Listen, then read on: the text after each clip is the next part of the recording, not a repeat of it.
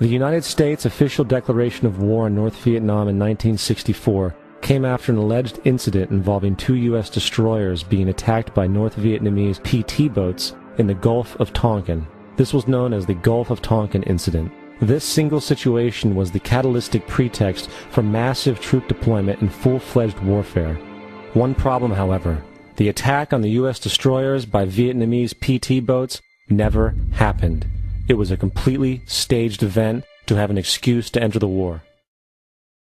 In November of 2001, the LBJ Presidential Library and Museum released tapes of phone conversations with the President and then Defense Secretary Robert McNamara, where they openly discussed plans to use the staged Gulf of Tonkin incident as a pretext to expand the war.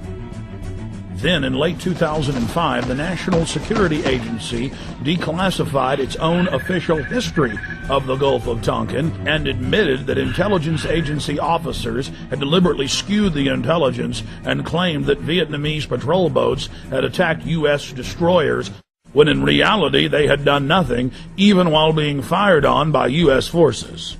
Former Secretary of Defense Robert McNamara stated years later that the Gulf of Tonkin incident was a mistake, while many other insiders and officers have come forward, relaying that it was a contrived farce, a complete lie.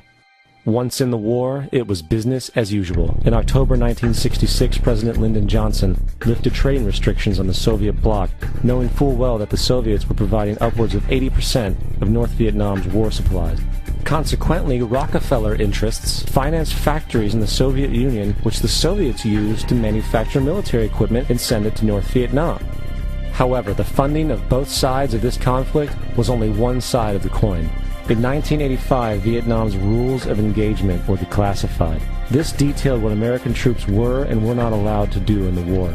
It included absurdities like North Vietnamese anti-aircraft missile systems could not be bombed until they were known to be fully operational. No enemy could be pursued once they crossed the border of Laos or Cambodia.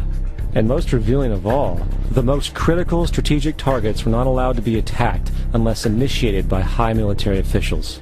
Apart from these imposed ludicrous limitations, North Vietnam was informed of these restrictions and therefore could base entire strategies around the limitations of the American forces.